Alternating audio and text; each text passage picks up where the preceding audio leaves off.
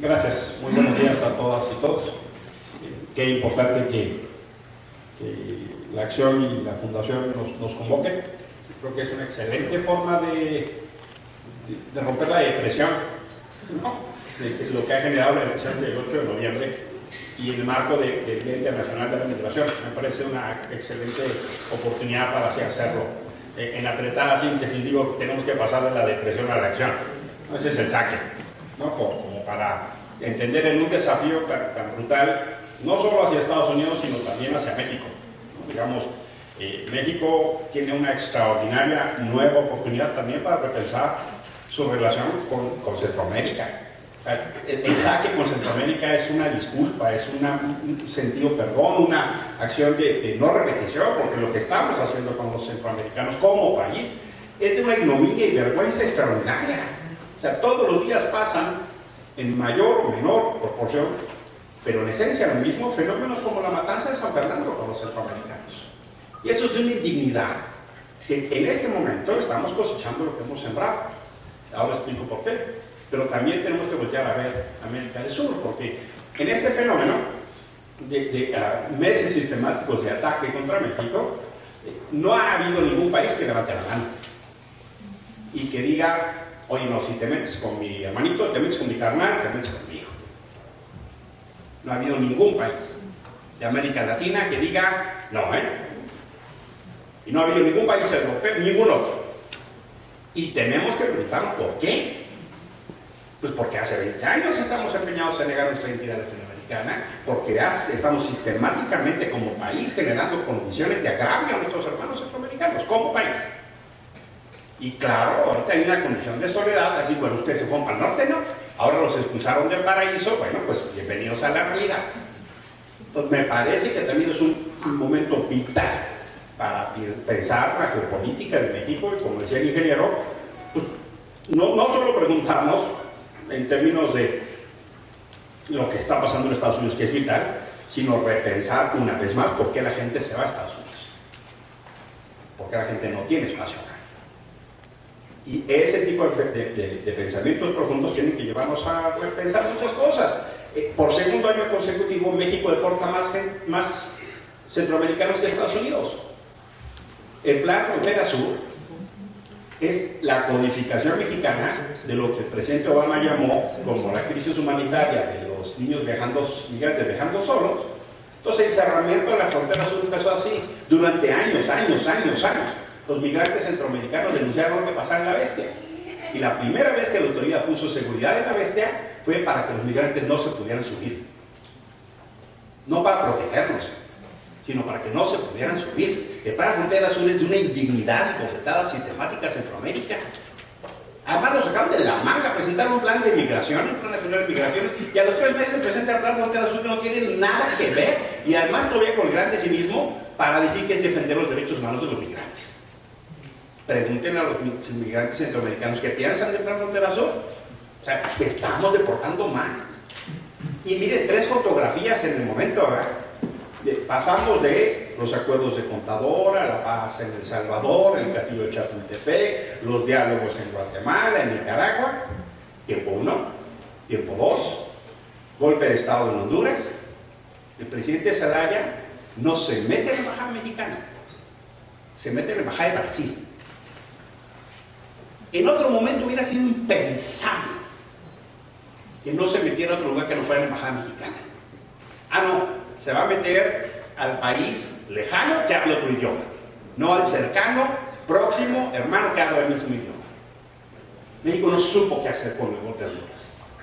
Tercer momento, deportamos más centroamericanos que Estados Unidos.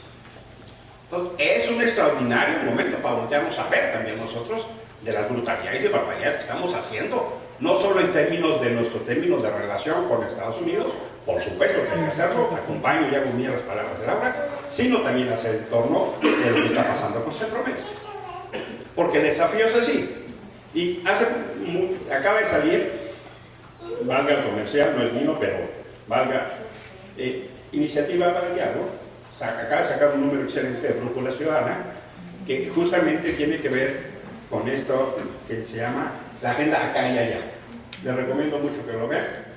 Hay varios artículos que valen mucho la pena sistematizar, retomar, creo que nos ayudan a darnos pistas de esta condición de crisis que tenemos enfrente. Yo escribo un artículo ahí y retomo 3 ideas que voy a sintetizar. El primero es lo que yo llamo el fenómeno de contracultura democrática. O sea, la elección de Trump tiene que leerse más en lo general, no solo en lo particular. Y que forma parte de un proceso de reacción de todos aquellos y aquellas que se han sentido agraviados por el avance de la agenda de derechos y de democracia de los últimos 50, 60 años. Este fenómeno del avance de la agenda de las mujeres, de los niños, de los migrantes, de los pueblos indígenas, de la comunidad LGBT, y que están teniendo reacciones muy fuertes. Entonces, tenemos en América Latina cosas como las que han pasado en Honduras, Paraguay y Brasil. Brasil es iconográfico, pasamos de la primera mujer presidente a un gabinete de puros hombres blancos. O sea, una reacción de tener una mujer presidenta a otra vez a las revistas de modas de la primera dama para decirnos cómo va a arreglar su casita. También lo que está pasando en Europa es dramático en términos de la derechización que está pasando en Francia, en Bélgica, en Dinamarca, en los países escandinavos están viviendo un proceso de derechización impresionante. Lo que está pasando en países como Filipinas, que el presidente sale a decir que en 6 meses lleva 4.500 asesinados, personas de la calle, drogadictos, homosexuales, lo presume como logro, como indicador de gestión, además dice voy por más. Los regresos sistemáticos y ataques a derechos en China y en Rusia. En África se hacen leyes francamente, por ejemplo en Uganda, donde se criminaliza la homosexualidad con pena de muerte. Entonces sí hay una ola de contracultura y eso claramente tuvo su expresión. El Brexit, y no solo es este fenómeno de reacción a esta globalización de derechos de agenda, también es una reacción a cómo se ha hecho esta salvaje globalización económica. O sea, nunca en la historia de la humanidad hemos estado en un contexto donde tan pocas manos concentran tanta riqueza. O sea, se ha dado un fenómeno de concentración brutal y salvaje. También está teniendo sus reacciones a eso. Y una de las más claras expresiones de esa contracultura es la reacción a lo diferente, a lo distinto, por lo tanto, a los migrantes, a las migrantes. Entonces, claro, los musulmanes, los mexicanos, en ese conjunto, ¿no? Le decía Trump, le pregunta, ¿qué opina usted de los puertorriqueños? Ah, esos son los peores mexicanos. Porque para él todo es lo mismo, ¿no? Es un conjunto, él creó esta etiqueta, ¿no? Es así. Pero en esencia es el conflicto con la otredad. Esa es la contracultura.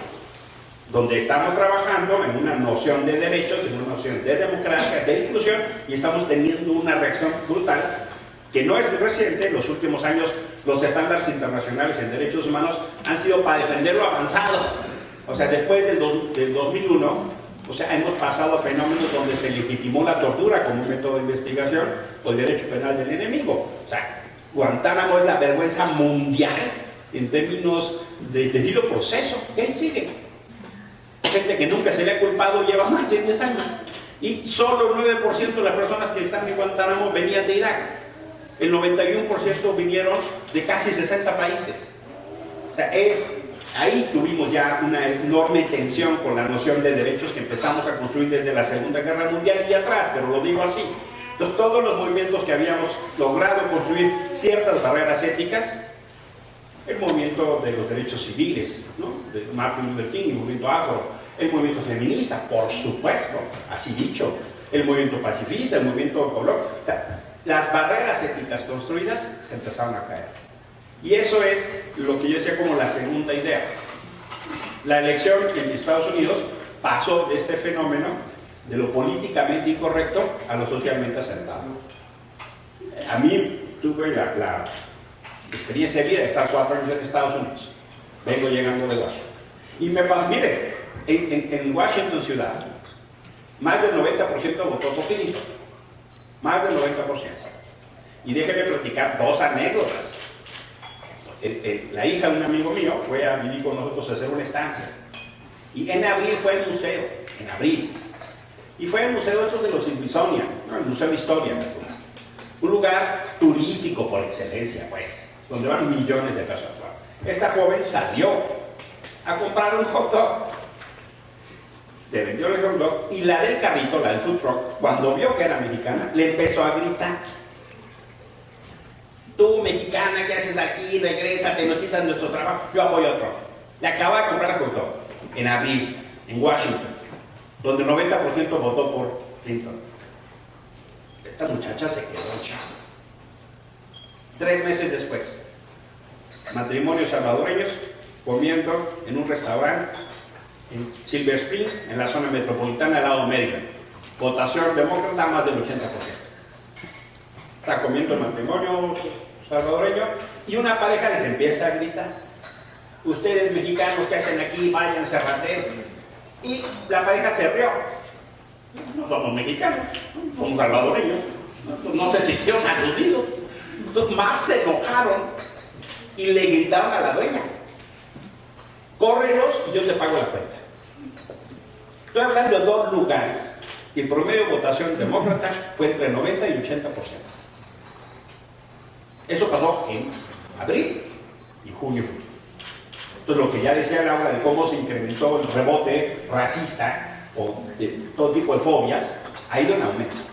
Entonces, eso es un fenómeno que es muy dramático, porque no solo es la discusión del muro entre México y Estados Unidos, sino los muros que se están construyendo otra vez en las sociedades. Los muros de odio, los muros adentro de la propia sociedad de exclusión. Contra las mujeres, contra la población LGBT y contra los musulmanes. O sea, no solo son los muros físicos, sino estamos regresando a los muros acá. Los que habíamos tumbado o empezamos a tumbar después del paradigma de la Declaración Universal de los Derechos Humanos. Estamos en un fenómeno otra vez de construcción de muros. Y eso es extraordinariamente preocupante. Fascismos o los tipos de fobias. O sea, para que en Estados Unidos saluden con el saludo nazi a Trump. Es de alarma, perdón si soy catastrofista, pero a mí sí me tiene muy indignado, preocupado, alarmado. Pero es así en términos de lo que está pasando, donde de lo políticamente incorrecto, ahora es socialmente aceptado discriminar, insultar, ofender a la población afroamericana, ofender a las mujeres. Ese tipo de cosas me parecen muy graves. Y también creo, sí, que en este ánimo, pues la tercera idea que decía, hay la expulsión del sueño americano.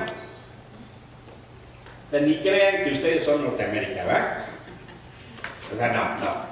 Ustedes creyeron eso, chaquitos. No.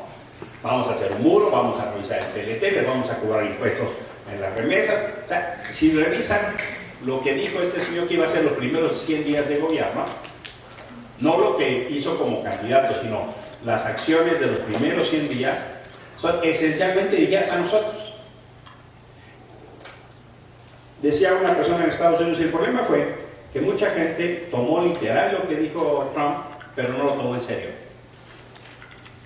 Creo que ha llegado el momento de tomar en serio lo que está diciendo este señor. Con más o menos, yo acompaño. O sea, creo que sí tiene contrapesos, creo que sí no es tan fácil, ni siquiera necesariamente tiene todo el Partido Republicano con él, tiene cierto, sí. Pero las potestades que tiene como titular ejecutivo son solitas en sí mismas insuficientes para entretenernos bailados. O sea, el ejercicio de estas potestades son en sí mismo un escenario de mucho riesgo y amenaza. Lo que pase con los DACA, lo que pase con Obamacare, lo que pase con la política migratoria, son muchas atribuciones ejecutivas que no pasan por otro lado más que por su oficina. Entonces, sí creo que toca el momento de tomar eso. Y el fenómeno de decir, no, miren, sí queremos mexicanos, pero hay alguien que tiene que trabajar el campo, que tiene que piscar, que tiene que hacer lo que no se desea. Ese modelo va a seguir, pero no me vengan con la cosa de que somos iguales, de que quieren votar, de que entren, no. América para los americanos, entendido los blancos. Y lo salió a decir en campaña. Salió a decir, esta es la última oportunidad que tenemos de recuperar nuestro país. Ese fenómeno para la población en Estados Unidos va a tener enorme consecuencia, y la política exterior de Estados Unidos, pues yo creo que sí va a cambiar bastante. Entonces, sí me parece que tenemos que tomar en serio lo que está diciendo este señor. Nos hemos pasado un poco desde cuando fue precandidato, no va a ganar. No va a ser candidato. No va a ganar la presidencia. O sea, hemos tenido un fenómeno de negación, tal vez justo por la reacción que generan sus ideas, ¿verdad? Yo creo que ya llegó el momento de tomarlo muy en serio. Yo proponía algunas pistas, decía Laura y acompaño absolutamente. Hay redes que ya existen y tenemos que reactivar y fortalecer esas redes. Yo no me quisiera esperar al 20 de enero. Ya hay redes circulando y activando. Creo que tenemos que tener de ya esas redes. Creo que tenemos que generar condición muchísimo más como para reactivar. De Sovia, al menos de lo que yo puedo platicar con unos colegas en Estados Unidos, pues siguen lamiendo la herida. O sea, ¿cómo fue posible? El shock es tan grande por lo que implica que tenemos que, por eso es tan importante este tipo de foros, ¿no? Para generar una condición de asumir que tenemos que avanzar. También me parece muy importante este fenómeno de repensarlos regionalmente. Creo que es una excelente oportunidad, decía el ingeniero, de repensarnos en nuestros modelos de desarrollo. Repensamos con Centroamérica, repensamos en nuestra relación, porque estamos en el paquete. Se frasea Mexicans, pero estamos en el paquete. Y también me parece muy importante esta generación de buscar nuestros aliados en Estados Unidos, que los tenemos. O sea, no solo más de la mitad de la población no está en ese concepto de país. El New York Times sacó un excelente organigrama de todos los que habían sido agraviados en la campaña. Todos esos son potenciales aliados. Los judíos, los musulmanes, las mujeres, los afros, los latinos, los ambientales. O sea, la lista de agraviados es grande. Y sí es muy importante no caer en el discurso simplista y barato de pinches gringos. No, son igual. No podemos caer en eso. Allá hay aliados muy importantes y que los vamos a necesitar. Y termino. También va a ser momento que el gobierno mexicano se mire para adentro y asuma el patético papel de error que ha tenido por pelearse con los organismos internacionales de derechos humanos. En el último año y medio, año y 8 meses, México se ha peleado, el gobierno, como con 15 instancias internacionales de derechos humanos. Con el relator de tortura, con el grupo de desapariciones forzadas, con el Comité de Desapariciones Forzadas, con la Comisión Interamericana de Derechos Humanos, con el grupo interdisciplinario de expertos independientes, con el relator para ejecuciones extrajudiciales, con el relator de derechos humanos, con la demanda del secretario ejecutivo, con el alto comisionado pidió la salida de su representante, cuando vino el alto comisionado no le gustó nada su presencia, con el Parlamento Europeo, con Amnistía Internacional, con Human Rights Watch, con Open Society, y no sigo la lista. O sea, hasta con Argentina se peleó para que no se postulara Raúl Zaffaroni, porque había criticado a México.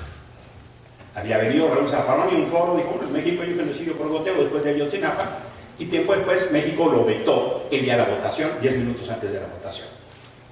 Entonces, en los últimos año y medio, el gobierno mexicano se la ha pasado peleando con organismos internacionales, y ahora va a tener que recoger sus vergüenzas y tocar la puerta y, oigan, Estados Unidos está violando los derechos humanos.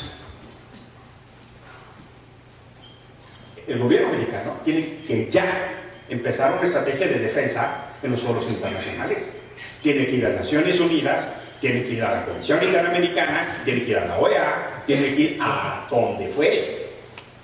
Ahora sí, va a tener que ir a la ADI, va a tener que ir a CELAC, a decir, oigan, fíjense que está pasando esto. Pero esos foros tendrían ya que estarse activando y organizando.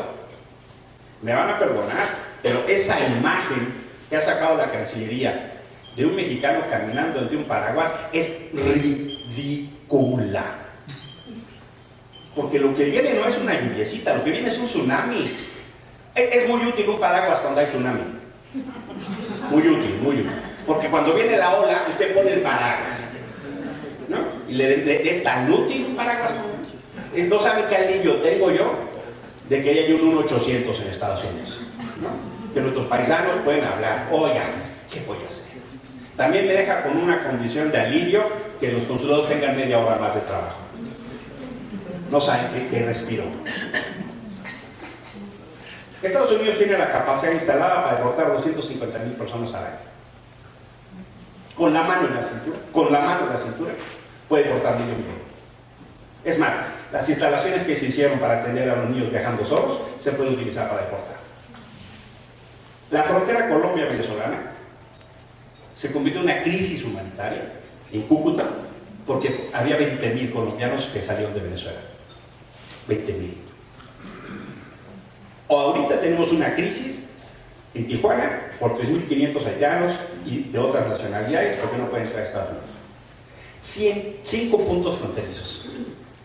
Estados Unidos nos manda 10,000 personas. O si el modelo de contención es el modelo Arpaio en Arizona, que sabemos cómo tiene el modelo Arpaio, ¿no? Estos sheriff de Arizona que tiene a gente casi en campos de concentración. Con que manden a 20,000, 30, 50,000. No es que uno quiera ser catastrofista, pero uno tiene que construir los escenarios. Honestamente, a mí me gustaría mucho más estar escuchando que se está preparando un DN3 a la frontera, que está discutiendo marcos regulatorios sobre seguridad interior. A mí me gustaría mucho más ver unas Fuerzas Armadas o un presidente mandando el mensaje: estamos en condiciones de atender a quien venga. ¿Dónde van a dormir? ¿Dónde van a comer? ¿A dónde se van a ir? ¿Cómo se van a transportar? Si entre el 21 de enero y el 21 de febrero tenemos gente en la frontera. Ese tipo de reacciones me parece que tranquilizarían mucho más que media hora más de los consulados. O estamos contigo con un paraguas. O sea, lo que se está jugando no es menor. Igual y no llega, ¿eh?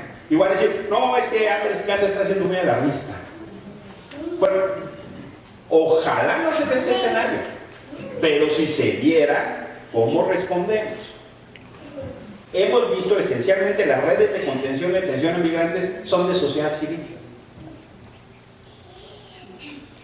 Ya se sentó el gobierno para hablar con las redes de albergues en la frontera por si llegan mexicanos.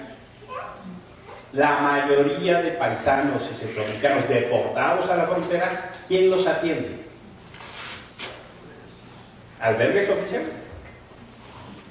¿Programas de gobierno federal o estatal? Ya se convocó a esa red de albergues que existe, existe, para atender. Honestamente, yo no sé, no lo veo, no lo escucho, no lo registro ni con especialistas consultados, ni en ambientes de debate público. Por eso pongo la alerta. Estamos a un mes de que eso pueda iniciar. Pues me parece que el tamaño de la dimensión tiene que tomarse mucho más en serio. Y claro, repensar. Ahora, yo mismo respondo, ¿cómo un país latinoamericano va a levantar la mano para defendernos si el presidente de ese país se invitó al que lo estaba ofendiendo? Si yo estuviera en Chile, Salvador, Colombia, Brasil, ¿cómo defiendes a México si su presidente invitó al que te estaba orinando encima? Golpeando, insultando, escupiendo. ¿Cómo los defiendes? Si durante la campaña lo invitaste a tu casa oficial. ¿Con qué cara no? No, es indefendible. O sea, esa invitación de Enrique Peña Nieto y Luis Videgaray se convirtió en un acto de campaña de Trump. Y de ahí para arriba Trump, ¿eh?